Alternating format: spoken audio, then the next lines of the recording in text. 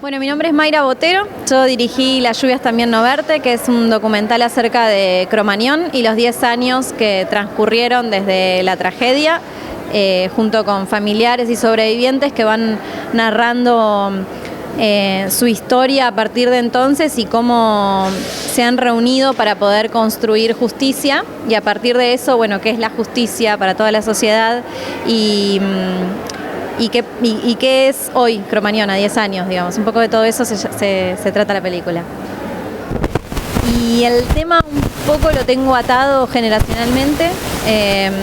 Yo tenía 18 años cuando pasó Cromañón y era el verano previo a empezar a estudiar cine. Entonces, a medida que me fui formando en la profesión, fui acompañando a los familiares y a los sobrevivientes que fui conociendo, porque un amigo falleció, y entonces al asistir todos los 30 de cada mes a las marchas pude ser testigo de mucho de lo que ellos vivían, de sus emociones, de sus dolores, y eso lo pude ver además en relación con cómo se cubría mediáticamente el tema, que a veces tenía mucha distancia de lo que verdaderamente les pasaba. Entonces, de esos dos procesos, el de estudiar cine y acompañar, surgió la necesidad, digamos, pero no me acuerdo cuándo ni por qué exactamente. Yo creo que logramos que estén juntas, digamos, eso es como el punto en el cual yo estoy muy contenta con la película. Me parece que pudimos reunir, por un lado, datos duros, información concreta acerca de lo que ocurrió, y por el otro, cómo eso está atravesado con lo que sentimos y bueno, cómo eso transforma lo que pensamos también, que nos lleva a tomar partido sobre ciertas cuestiones, ¿no? En parte, el relato de las personas que aparecen en la película siempre parten desde lo emocional, porque despiertan imágenes muy concretas que a su vez se vuelven metáfora de lo que ellos vivieron, pero al mismo tiempo dan una información que se vuelve indiscutible, digamos, ¿no? Cuando un papá dice, bueno, yo tuve que subir a mi hijo al colectivo porque no había ambulancias para poder llevarlo hasta el hospital, nos abre un universo de lo que estaba pasando, y con un relato muy cortito nos cuenta de, por ejemplo, algo muy concreto, que fue que no había ambulancias para rescatar a las víctimas, y por lo tanto había un Estado que faltó esa noche. Entonces ese es el mecanismo que se repite durante toda la película, ¿no? Como el relato en primera persona, en tiempo presente, pero acerca de vivencias que son irrefutables, digamos. Fue re lindo el proceso de producción de la película, porque todo el equipo no tenía la relación que yo tenía con el tema, digamos. Sabían muy poquito, conocían sobre el tema, como vos decías, mediáticamente, no lo que habían visto y escuchado. Ninguno de ellos había hablado con ninguna víctima, pero el eje central de la película es cómo desde el dolor más profundo uno se levanta, de dónde saca fuerzas para luchar por la memoria del que no está, o para que no vuelva a suceder lo que le sucedió a uno, ¿no? Esa es la primera pregunta con la que iniciamos la película. Entonces, todo lo que decidimos dejar en el corte final tenía que ver con esa construcción, con esa transformación de un individuo para convertirse en comunidad, digamos, para convertirse en grupo. Así que el descarte de secuencias, que fueron muchas, porque una primera versión duraba 3-4 horas, costó mucho achicarla, o sea, acortarla, poder hacerla de 1 hora y media, por un montón de aspectos, pero en principio porque 4 horas de Cromañón es muy pesado. Digamos, el descarte fue sencillo porque necesitamos contar eso, ¿no? Ese sentimiento de darse cuenta que la vida se truncó de alguna manera y que poder sobrevivirla es juntarse con otros para construir algo diferente. El proceso fue muy largo y fue muy personal, digamos.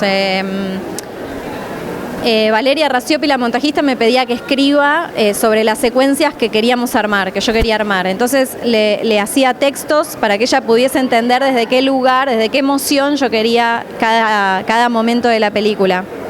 Esos textos nos empezaron a gustar mucho y me pidió que los grabara. Así que me escondía, editábamos en mi casa, ella editaba en el living y yo me escondía en la pieza para leer con un grabador los textos, con muchísima vergüenza y también por momentos como con mucha emoción.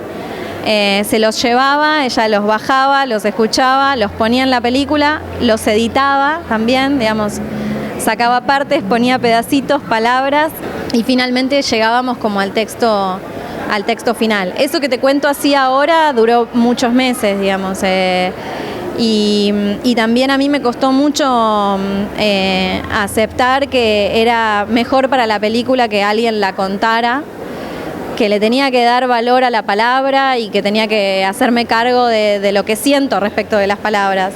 Lo que pasa es que es una herramienta que está muy subestimada, digamos. No sé bien por qué, pero la voz en off en el cine documental, no sé, suele ser como muy prejuzgada. Y yo también hice eso mientras hacía la película, pero finalmente llegó el día de grabar definitivamente los off y bueno, y me animé y lo grabé. Creo que estaba segura de muy pocas cosas, pero estaba segurísima de que no quería poner música de callejeros en la película, digamos. Así como no quería que la película se llame Cromañón, sabía que no podía ponerla. Y es como por una razón bastante sencilla, que es que yo no la puedo escuchar. Entonces, someterme a ponerla era muy, muy complicado para mí, de verdad, como emocionalmente muy difícil. Entonces, eso que fue como una necesidad muy genuina, se convirtió en recurso cinematográfico, digamos. No solo porque es silente la mayor parte del tiempo, sino porque hay porciones en donde el sonido desaparece a propósito, digamos, como propuesta para el que ve. Después en el tiempo nos fuimos encontrando con un tema musical que escribió una de las mamás, que es muy fuerte y que suele cantarlo sin música. Entonces eso, bueno, nos conmovió mucho. En el camino conocimos a otro sobreviviente que toca el bandoneón y que nos pidió tocar ese tema, así que al final la mamá por fin está acompañada de otro que toca.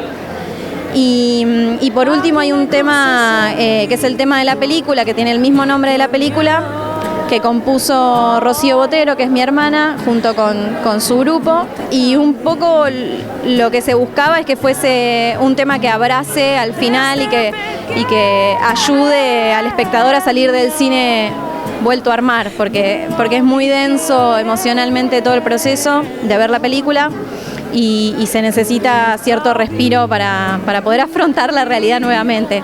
Y creo que se consiguió, creo que la canción es efectivamente ese abrazo que calma la angustia, digamos, por así decirlo.